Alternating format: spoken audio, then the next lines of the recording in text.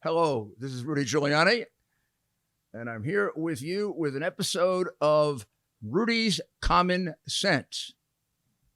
And today, Rudy's Common Sense is going to try to make some common sense about the unprecedented, in many ways, in terms of constitutional practice and principle, horrific, for the first time ever, raid on a former president's personal residence. This is the first time in American history that an American president, one American president, has authorized or allowed a raid to take place of his immediate predecessor, or indeed, as far as I know, any predecessor. Now, why is that so shocking, and why is that so horrible, and why is that so dangerous and portend terrible things? And why haven't we done it in a couple of centuries?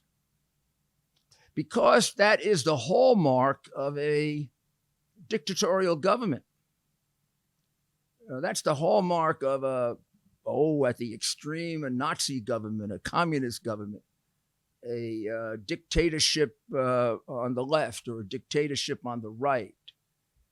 Or then, of course, the so-called banana republics, which are dictatorships nonetheless, but of very poor and underdeveloped countries.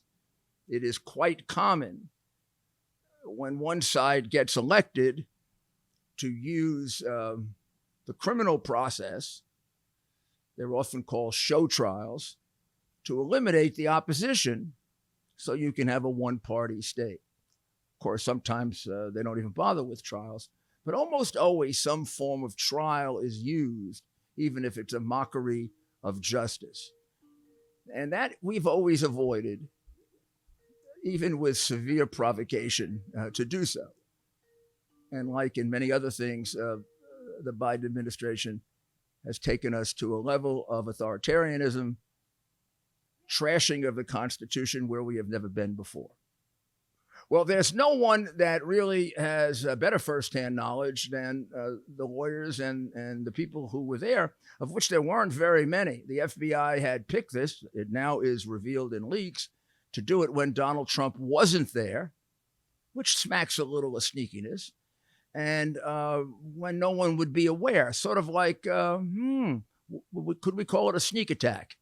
And what they did was they showed up with all these SUVs, guns drawn. I guess they figured they were going to have a shootout with the guys working the lawnmowers and the people cleaning the doors. And Mar-a-Lago was closed. Christina Bobb works for the president. Christina has a very, very distinguished career, varied career, as both a very fine lawyer. She worked on the Trump legal team. She's also a United States Marine, and she was a broadcaster and has experience in so many different areas as a person of great accomplishment, great intellect, and I can say from personal knowledge, working with her on the Trump legal team, tremendous legal judgment. And I'm going to have her tell you where she was and how she found out about it, and give us a little bit of an inside look, because this has become probably one of the most discussed incidents in the United States and possibly around the world. I get a lot of calls from overseas. What did you do? What happened? They're a little confused. Some of them think that Trump did it to Biden. So would you please tell us what happened that day? Yes, thank you so much for having me. So I got a call around 10 o'clock that said, you need to get to Mar-a-Lago. The FBI is raiding the place. Now, I got the call from the Washington, D.C. legal team, who really has been handling this case. It's been ongoing for a while. And I got looped in when the FBI came down in June to do a voluntary meeting. And, we showed them the facilities and we showed them pretty much whatever they wanted to see, whatever they asked to see. We were completely cooperative. President Trump even stopped by to say hello and made sure that they knew they were welcome to see whatever they wanted to see. And that was done and over with in June. And then I get a call on Monday that said, get down to Mar-a-Lago. They're raiding the place. So it was a bit of a shock. This wasn't something we saw coming. We thought we had a very cooperative relationship with them. So to show up at Mar-a-Lago when it was closed and see, dozens of FBI agents there acting as if it were a crime scene, it was a little bit jarring. Now, let's go back to June. Was that the first meeting with the FBI in June? Or had there been an earlier meeting? That was the first meeting that I was a part of. I don't know I just got looped into this because I live in Florida and I'm local. But the Washington, D.C. team has and continues to run this case out of Washington, D.C. And my understanding is they're very cooperative, they're supportive, and they've been working closely with the FBI. So I don't know what preceded that, but I just know that as of June, it was very cooperative. And there had been documents returned much earlier, probably before you were on the scene, or maybe even many of the people in Washington. There had been documents returned, oh my goodness, maybe in February, 10 or 15 boxes, right? That is correct. That's my understanding. I know I've seen those reports. Yeah. And what was the what did they do when they came in June? What did the FBI? How many FBI agents and what did they do? I think there were about 3 or 4. 3 or 4. Maybe 3 to 5. Maybe I don't remember the exact number. And then one of them was from an attorney from the Department of Justice, and they just met with us. And again, I was just really there to support the Washington, D.C. attorney that was on site. And they met, had a very cordial conversation, discussed whatever they wanted to discuss. We responded with everything they wanted, and then they asked to see the facility. So we walked them to the storage unit and showed them whatever they wanted to see and answered any questions. And it was very cordial. Everybody was nice and friendly and very professional.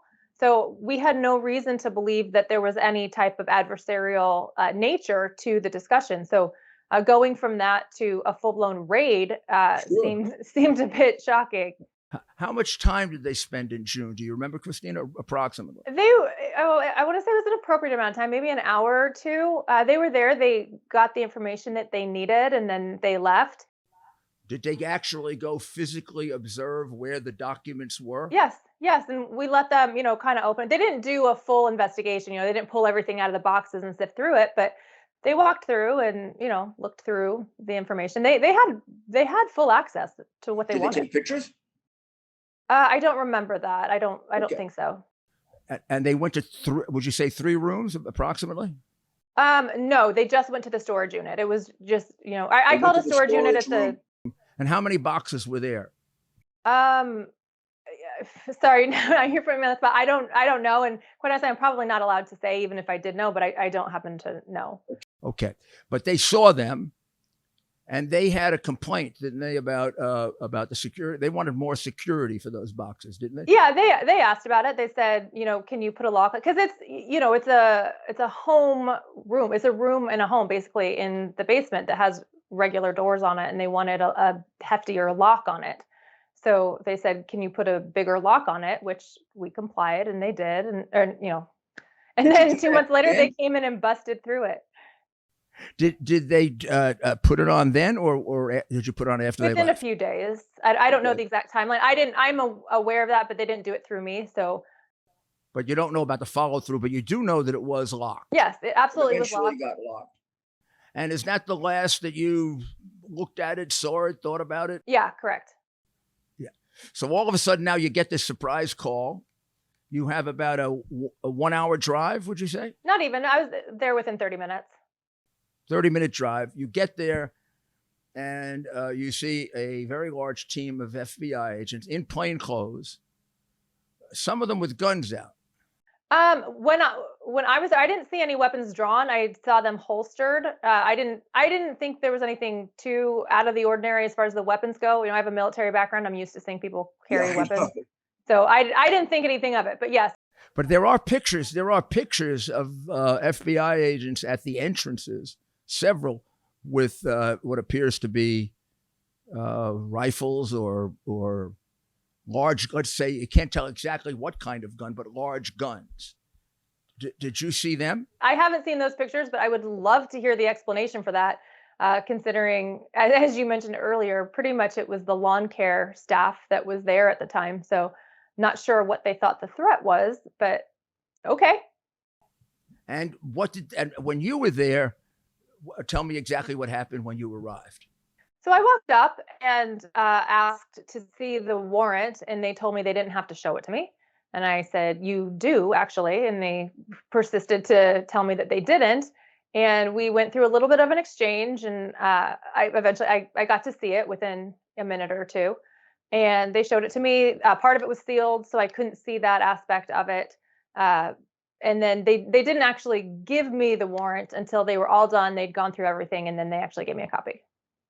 They showed you the warrant after was there some disagreement about showing it to you? Yeah, there was, and I'm not sure why. And I explained, I said, I'm "You're not sure why raiding either. the It's a legal president of the requirement. United States home." Yes, they tried to explain to me that there's no legal requirement for them to show me the warrant, and I said, "Absolutely, there is. The Constitution of the United States requires it. So, yeah, go ahead and show it to me."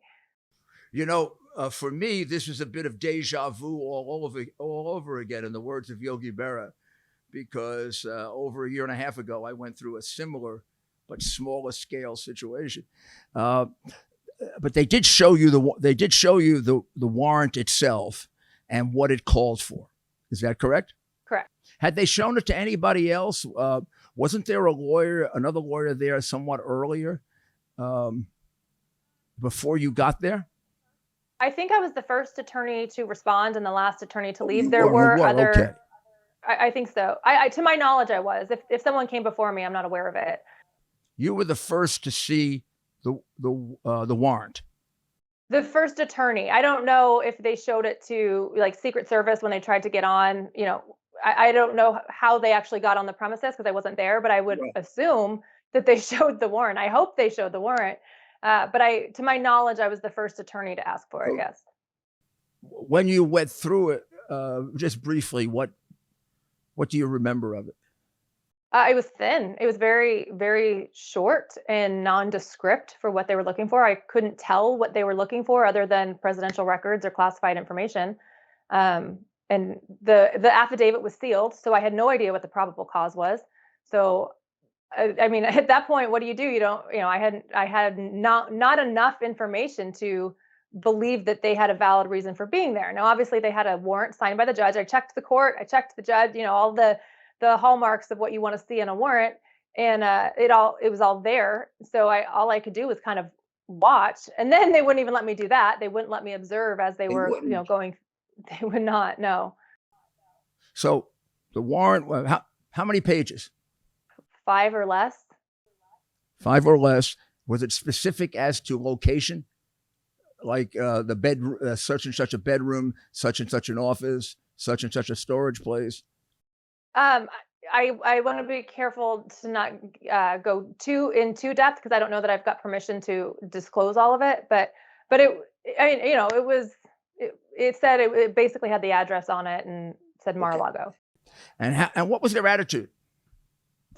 Well, at first, it was a little contentious because we fought about whether I was allowed to see the warrant. So we didn't start off on a great foot. But as after I kind of got what I needed and I settled down a little bit, they settled down and it was fine. I, of course, had very, very strong reservations about not just the legality, Of but the course. properness of what they were doing. And I made sure they knew that.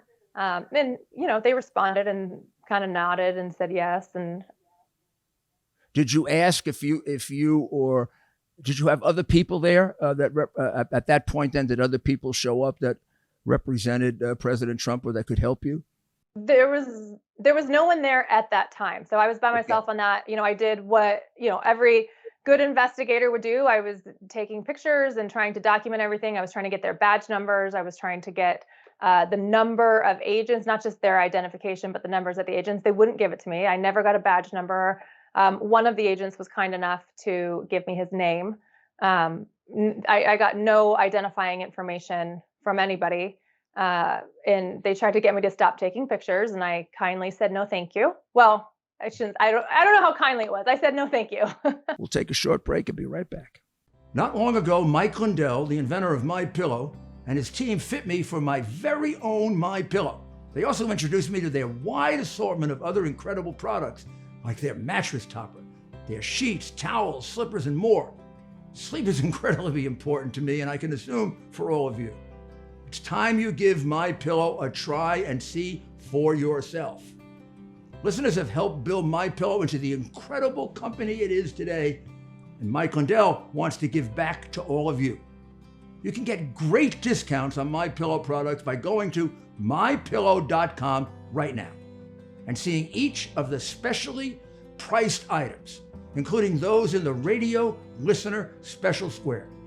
You're going to see rotational offers up to 66% off on products like their pillows, mattress topper, Giza sheets, but also new products like their slippers, weighted blankets, robes, and waffle blankets.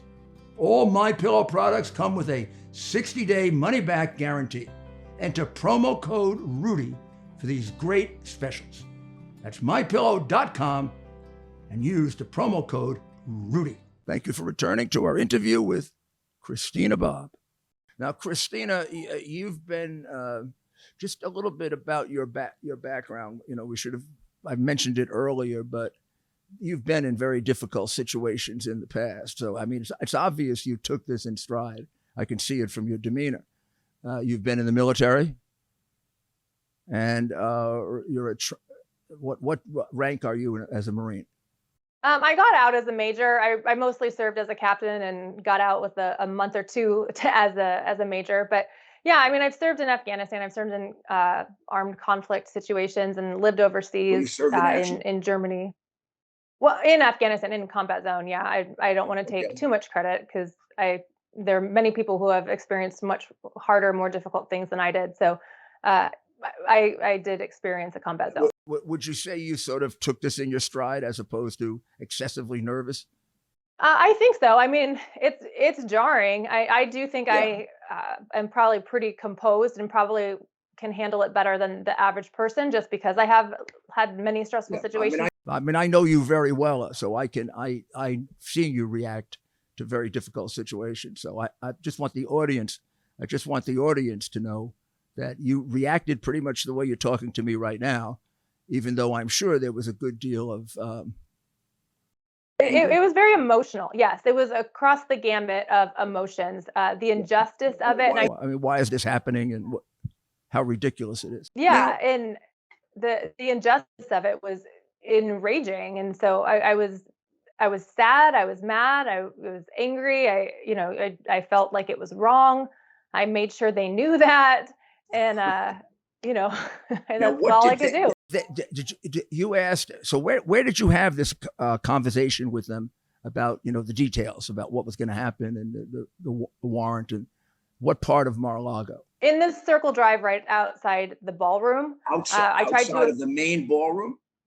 Yes. So that big circle drive. Correct. So for those that if you've ever seen an aerial picture of Mar-a-Lago, there's that big circle drive. Sure, but there'd be two possible places. One would be the main entrance to Mar-a-Lago itself, and then the other would be the main entrance to the additional ballroom, which is maybe a quarter of a mile away, or not even that much, but on the grounds. So this was the main ballroom. Outside of the main ballroom? Outside of the main ballroom, correct. And is that where the main the basic documents were stored, somewhere in there? That's where the FBI pulled up, and that's where their cars were. So they searched the office, they searched the residence, and they searched the storage unit. They wouldn't let me observe, so I don't know, how they transported what they were seizing, but that's where their vehicles were. And you asked to accompany them and to photograph it, correct? I did not ask permission to photograph. I just photographed, but I did ask permission to observe, to accompany them. And they said no. And when I tried to just follow them anyway, officers stopped me and said, basically, you need to stay in the parking lot. Now, they asked you also to put off the security cameras, did they not? So they did ask. They had actually asked that before I got there, which I heard that through, the Trump, because they went to the Trump organization to do that because they run the facility. And at first they obliged, and then said, wait, we don't have to, and then just flipped them right back on. So by the time I got there, the cameras were on, and excuse me, they were on the whole time. So the security people and custodial people at Mar-a-Lago had been asked to put them off, the security cameras. They put them off and then they put them back on again. And when you were there, they were on again, and they were on throughout, as far as you know? As far as I know, yes, that's correct. And when they went off to do their search, where did they have you stay? I had to stay in the Circle Drive the whole time. I actually asked if I could go into the ballroom just because it was hot, and Well, sure, probably 100 degrees, right? yeah, and I was out there for 8, 9, 10 hours, whatever it was, and the AUSA said, "Nope, you can stand outside," and wouldn't let me in. He wouldn't let you into that large area where there's plenty of room to put somebody and secure them and make sure they don't do any damage, and just in a humane way, make sure they don't die of heat. Correct. They wouldn't let me inside. After several hours, a couple of the agents were kind and gave me water, so that was nice. Did they allow you to have bread and water? Just water, actually. I got bread later. So how long were you out there? I got there at like 10:30, and I think I left around 6:37, maybe. And you were outdoors all the time? In the Circle Drive, yes, sir. And did they report to you or tell you things that they were doing? Yeah, I mean, not initially. I, had to kind of harass them a little bit, and they avoided me. But then after several hours went by, I think they realized it was more appropriate to just keep me updated. So about halfway through, they started updating me, when they would leave the storage room and go to the residence or whatever, whatever movements they were doing, they let me know. Now, did they, how many boxes could you tell, again, this is all approximate, how many boxes did they take away? Well, I couldn't see because they wouldn't let me in. So, but from what I could tell, it looked like, I've heard the reports of about a dozen boxes, and I had confirmed that before. And I think that's probably about right. A dozen or so. Okay. Were they all sealed? Were the boxes sealed as far as you could tell? As far as I could tell, but. Were there papers hanging out of them? No. Okay. So either they were closed up or they were sealed, but they look like self-contained boxes. Did they take every box? Are there boxes left? Are there boxes left there? Yes. Yeah, absolutely. I'm sure there are. I haven't seen them. I didn't, Right. I didn't follow them, but yes, I don't think they took that many. And did they at any time during that about 10 hours, did they tell you what they were looking for, what they were doing, did they ask for any help? Yeah, they definitely didn't ask me for any help. That's for sure. No, they were not looking to me to help them. But no, I don't know. And like I said, the affidavit was sealed, so I didn't really even know the premise of all of this. And the only thing I could tell from the actual warrant itself was that they were looking for records.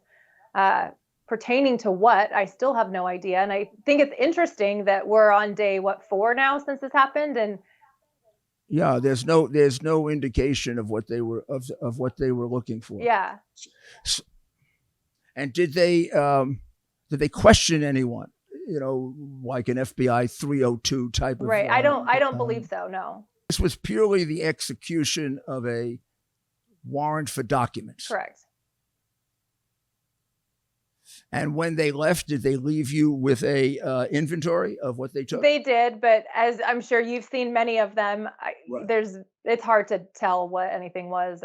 But I mean, from your point of view, that wouldn't mean very much because you weren't with them when they could have given you anything. Right. So yes, they did give me an inventory, but just looking at the inventory, I can't really tell. You see, in my case, they allowed me or one of my associates to watch, and therefore when I signed the inventory, which they did give me, I was able to attest to the fact that yes, they took that from this drawer, and yes, they took it from that drawer, and they took it from that drawer. So none of that. So when you sign the inventory and say, oh, I believe they took 22 of my items, these are the 22. But in your case, you have now for the records, you have a record of what they have taken. Kind of. I mean, I have a record. But you can't say. But all you can say is that's what they gave you. You can't individually attest to this is correct, that's correct, this is correct. because you didn't see them take it. Not even that. I mean, it says box 1. Okay, well, what's in box 1? I have no idea. So, And I mean, just not that they would. Oh my goodness, I can't imagine the FBI would do this. But I mean, they could switch things around in boxes. You wouldn't know that. correct. They could have put things in boxes. Right. And I know that the FBI is meticulous about the way that they take notes, and they want everything to be presentable in court. And the document that they gave me, I have no idea what litigious use they think it would provide, because nobody reading it, it wouldn't mean anything to anybody. But as far as you know, there's no independent witness that can say they didn't take the few little documents that were given to them and slip them in. That's correct. And given the history of the FBI, I mean, going back to Comey's blatant lies on the FISA affidavits, wouldn't that be a concern? Well, it would be. It's funny you say that, because I've been doing a lot of media in the last few days, and I have never accused the FBI of planting information, or I've never offered that as something that I was concerned about. But several of the interviews have asked me about it, and a lot of people are just writing in or messaging me on social media asking about it, which I find it interesting, because I have not implied it, but I think I know to you your haven't. point, everybody recognizes that the FBI is not trustworthy. And while I was out there and they were keeping me off in that circle drive, I told them, I said, this will be better for you if you let me observe. And they look down their nose and shake their head no. And I said, no, really, it will go better for you. I can tell you, having done and supervised 500 searches of terrorists, organized criminals, murderers, and true scoundrels, you almost always allow observation. So then there's no dispute as to chain of custody, no dispute as to who put it there, who didn't put it there. I mean, it would be good. It would be better for me if I were prosecuting that case, if I had your attestation that that was in a certain place, because then in defending, I can say, we have no idea. I mean, they could have brought it in with them and put it there. And given their history, that's not such a far-fetched possibility. You're exactly right. I was actually a little bit relieved. I'm not going to lie. I felt a little bit of a burden lift when they refused to let me observe, because for the most of the part, I was there by myself. Another attorney arrived later and left a little bit earlier than I did. But it was just me with dozens of FBI agents in multiple areas on the grounds. And I thought to myself, if they do let me observe, then I will be required to observe all of it at the same time. And I can't possibly do all of that. And so, I tried and I pushed and I asked multiple times throughout the day, but every time they refused, I actually felt a little bit of a relief, because.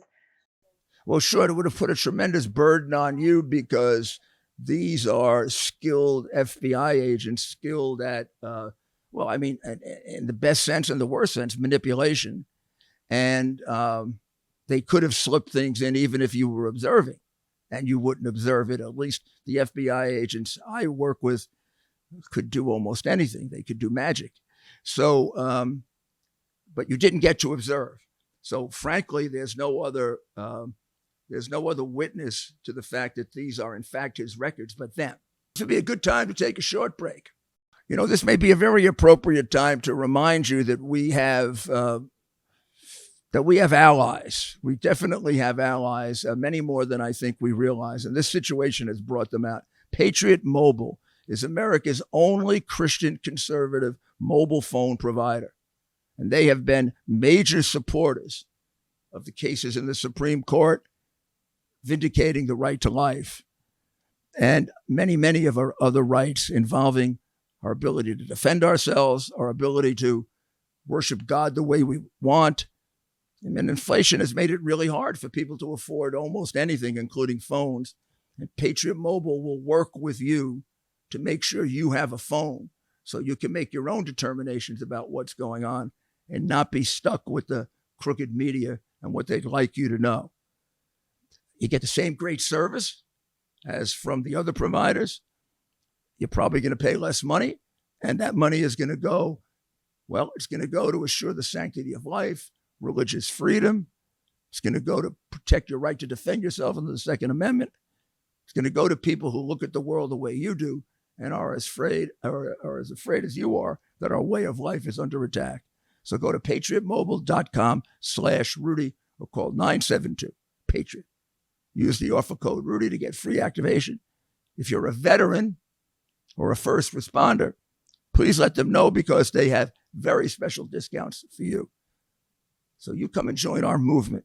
Make the switch today. patriotmobile.com/Rudy. patriotmobile.com/Rudy. 972-PATRIOT. So now I'm back with the conclusion of my interview with Christina Bobb, among other things, attorney for former President Donald Trump. Every time I ever said that I was attorney for Donald Trump, I felt a certain honor. Similar to when I was an assistant U.S. attorney and I could stand up. I'm Rudolph Giuliani and I represent the United States of America. He was a client that you're proud to serve, and particularly because of the way he's being treated. So the whole situation, from the time you arrived there until the time they left, sounds like about 10 hours. Yeah, something about that. Somewhere between 8 and 10 hours. I don't know exactly. And when they left, and they have any final words of wisdom for you?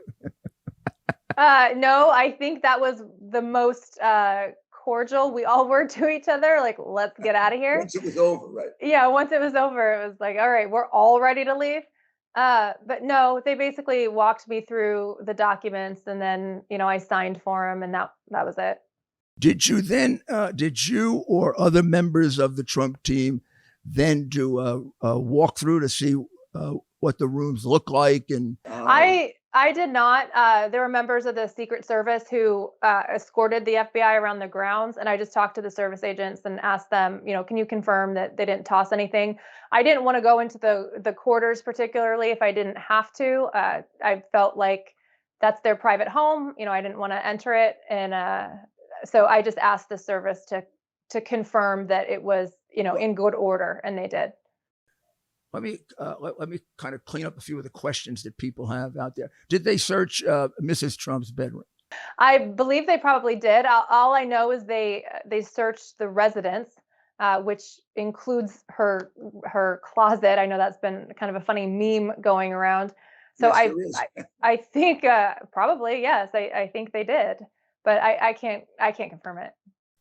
Do they have any on the inventory? Do they have any boxes that were attributed to the, I guess, the master bedroom or the first lady's bedroom? I have no idea. They gave no location. And did they search a safe? I think they did. So because the cameras were on, I know folks in New York could see a lot more than I could because they could watch the cameras. So when they said they opened a safe and it was empty, I believe that to be true because I know they were in the area. You were told that by someone in New York who was watching the the cameras, your usual security cameras that you refused to put off, or you put them off and you put them back on. And that contains relevant footage, apparently. Yeah, and so I couldn't see what was happening because I was, in the parking lot, sure. But they could. So, yeah, yeah. Well, you know that the leaks, who knows how good they are, say that the informant told them there were specific things in the safe. And what you're telling me is that the person who related it to you said when they opened the safe, there was nothing. Right. It was empty. And yeah, I'm curious who the informant is. I'm not even convinced there is an informant, to be honest. Well, you never know, right? I mean, the idea from the leaks is that it's someone that met with him within the last 10 days and therefore created this probable cause by him saying something suggesting he had these documents. Yeah, maybe, but he hasn't been down here to Mar-a-Lago in the last 10 days. So how did they get probable cause if they just met with him in the last 10 days? I don't know. I don't think, and I don't know, I haven't seen it because it's under seal, but I think part of why they want it sealed is because they don't actually have probable cause. I don't think they had a legitimate reason. I don't know, but I think it's possible they didn't have an informant. I think they cobbled together something that they could convince this magistrate to sign off on. And personally, I think that's why they want it sealed. I'm not convinced there's an informant. Now, are you aware of the background of the magistrate, having represented Epstein's Yes. cohorts right after he left the U.S. Attorney's Office, having contributed to Obama, and having recused himself from a prior case involving President Trump? Yes, I credit John Solomon for some great reporting on that. I think it's an embarrassment that this is the judge that they used, who has recused himself and who has stated previously on social media that he doesn't trust President Trump. He's got damning statements out on President Trump on social media. He's recused himself from cases, and now he's signing a warrant with a sealed affidavit to do something unprecedented in this nation's history. I've got questions. Are you aware of how the boxes got there in the first place? My understanding is that they came from the White House. When President Trump moved out of the White House and moved into Mar-a-Lago, all of the stuff that he had at the White House, they just moved it into the storage unit. Well, you remember the period when he was moving was, of course, as it always is, quite hectic and emotional. I would say it was more hectic than usual. Oh, no, stand corrected. It was chaotic. Let's put it that way. And I do not recall during that period him packing anything. It wasn't, by and large, wasn't all that packing done by other people? Yeah. I mean, I find it hard to believe that Donald Trump packed up his own belongings out of the White House. I just don't think that happened. But actually, I know it didn't happen. But I think it's funny that that's somehow the narrative that the FBI or DOJ expect Americans to believe, that Donald Trump is a real do-it-yourselfer. I can tell you I've never seen him pack large boxes. Well, this is a turning point in American history, because among other things that have happened, and we're not going to go ahead and detail them all, this is like the top of the pyramid. I mean, they've invaded his constitutional right of counsel. His offices have all been ransacked, like mine and other lawyers.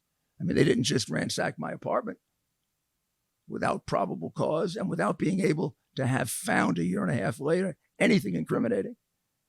So please don't count on the fact that they're going to find something incriminating. They generally don't.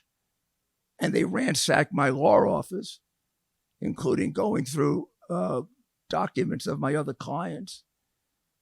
But I actually never thought they would do this, because the precedent is so bad that you can put under criminal prosecution for record violations.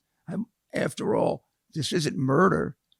It isn't like in the case of Biden, multiple millions in bribery from one of our worst enemies. Don't you find it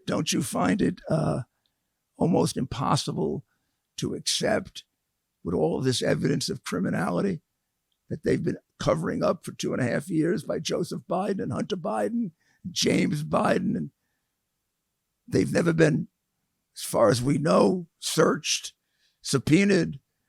They come and look for records. It begs the question, why not? Why are they going through Donald Trump's office in personal residence when they haven't gone through the Bidens? I think you're exactly right. I think it's a huge problem. I think the American people see it as a huge problem, and DOJ and FBI know that, because they're not responding. They're not talking about it. They're not saying, yeah, we got him.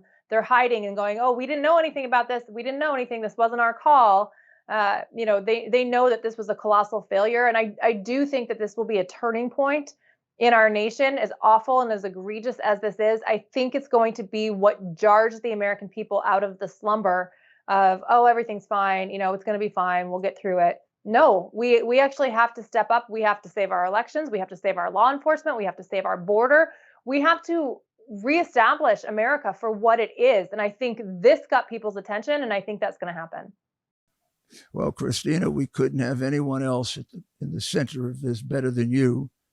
I've seen what you can do, your dedication, and I'm sorry you had to go through that.